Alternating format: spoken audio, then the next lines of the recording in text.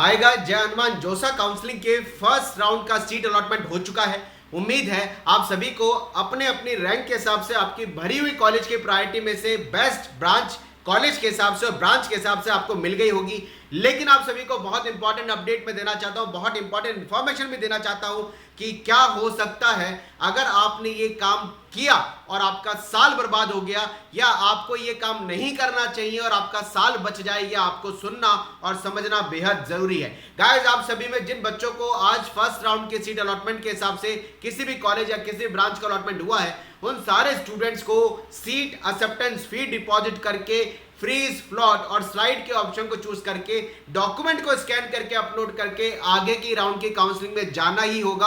अगर आपको first seat allotment में किसी भी कॉलेज और किसी ब्रांच का अलॉटमेंट हुआ है तो वो बात अलग है। अगर जिन बच्चों को किसी कॉलेज या किसी ब्रांच का अलॉटमेंट नहीं हुआ है, उनको आगे की राउंड की काउंसलिंग का वेट करना होगा। लेकिन ऐसे स्टूडेंट जिनको किसी भी कॉलेज किसी ब्रांच का अलॉटमेंट हुआ है, उन सारे स्टूडेंट्स को काउंसलिंग के प्रोसेस को, जिसको ऑनलाइन रिपोर्टिंग बोला जाता है, इस प्रोसेस को फॉलो करना होगा। अगर वो नहीं करते हैं, अगर उनको ऐसा लगता है कि यार मुझे ब्रांच लेनी नहीं है, मैं आगे की राउंड की काउंसलिंग में जाना चाहता हूं, अगर वो काउंसलिंग के ऑनलाइन रिपोर्टिंग के इस प्रोसेस को नहीं करता है तो वो काउंसलिंग से बाहर निकल जाएगा। उस बच्चे को आगे की किसी काउंसलिंग के राउंड में, खासकर जोसा काउंसलिंग के अंदर पार्टिसिपेट करने का दोबारा मौका नहीं मिलेगा। तो गाइस, मैं सारे बच्चों को कहना चाहता हूं, जिन बच्चों को किसी भी कॉलेज किसी ब्रांच का अलॉटमेंट हुआ है, उस बच्चे को फी डिपॉजिट करना जरूरी है और पूरी काउंसलिंग के ऑनलाइन रिपोर्टिंग प्रोसेस को कंप्लीट करना जरूरी है। अगर वो नहीं करता है और वो सोचता है कि यार ये ब्रांच मुझे नहीं चाहिए थी और मुझे लेनी नहीं है ये ब्रांच, मुझे तो आगे ही काउंसलिंग राउंड में जाना है, लेकिन वो इस प्रोसेस को नहीं करता है तो वो आगे काउंसलिंग राउंड में नहीं जा पाएगा।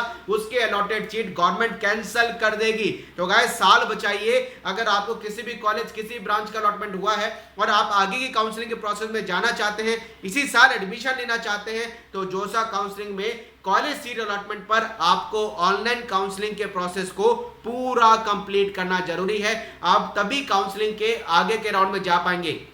दूसरी इंपॉर्टेंट बात, ऐसे वो बच्चे जो जोसा काउंसलिंग में किसी भी कॉलेज किसी ब्रांच का जो उनको अलॉटमेंट हुआ और उन्हें काउंसलिंग के स्टेप को पूरा, चारों काउंसलिंग के स्टेप को पूरा किया, लेकिन पूरा करने के बाद अगर उनके किसी भी डॉक्यूमेंट कहीं मिस्टेक पाई गई और जोसा द्वारा उसके काउंसलिंग या डॉक्यूमेंट मिस्टेक पाए जाने पर उसकी क्वेरी रेज हुई और उस क्वेरी रेज होने पर अगर वो उसका आंसर 31 अक्टूबर तक नहीं दे पाया, तब भी उसकी सीट कैंसिल हो जाएगी और वो काउंसलिंग के आगे के राउंड से क्विट हो जाएगा। तो मैं आज सारे बच्चों को यह भी कहना चाहता हूं, अगर आपको किसी भी कॉलेज किसी ब्रांच का अलॉटमेंट हुआ है और आपको कॉलेज का अलॉटमेंट होने के बाद आपने चारों ये कह सकता हूं कि स्टेप को पूरा भी कर लिया है और पूरा करने के बाद सारे डॉक्यूमेंट स्कैन करने के बाद सीट एक्सेप्टेंस फी डिपॉजिट कर दी, सब कुछ कर दिया, लेकिन आपको फाइनल कंफर्मेशन जोसा की वेबसाइट पे ही मिलेगा।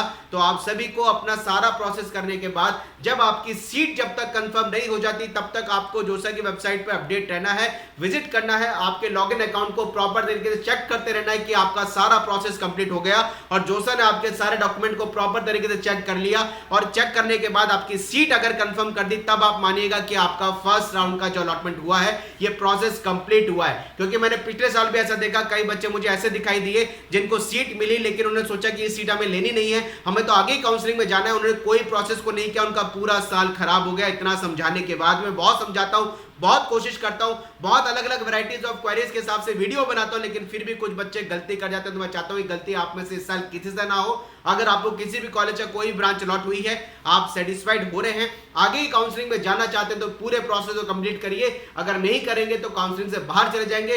दूसरी इंपॉर्टेंट बात कि चारों स्टेप कंप्लीट करने के बाद भी जब तक जोसा का कंफर्म सीट एलोकेशन आपको नहीं मिलता है, आप उसको देखते रहिए, वेबसाइट विजिट करिए। जब आपकी सीट कंफर्म हो जाए, डॉक्यूमेंट सारे वेरीफाइड हो जाए, तब आप मानिएगा कि आपका काउंसलिंग का फर्स्ट सीट एलोकेशन का प्रोसेस कंप्लीट हुआ है। बस मुझे आपसे यही बात करनी थी क्योंकि इंपॉर्टेंट पॉइंट है।